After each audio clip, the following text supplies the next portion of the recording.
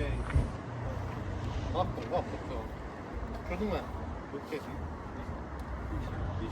Assalomu alaykum hurmatli obunachilar. Bugun 5-noyabr 2025 yil Avtoshopdan navbatda savdomiz do'stlar.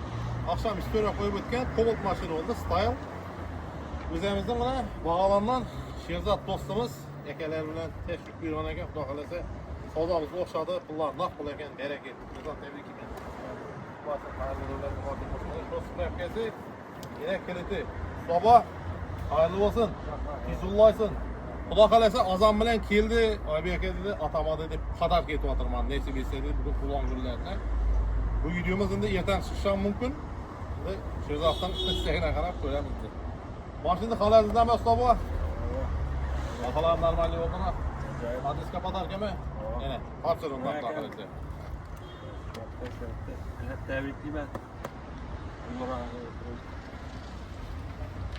Mashinamizning narxi do'stlar 161 milyon 200 ming so'm maqbul bo'ldi. Hozir xudo xolasa birinchi nomerlarni ham olib, atini o'tib beramiz. Kelaverasiz, Avtoshop Gurlanda xizmatdamiz.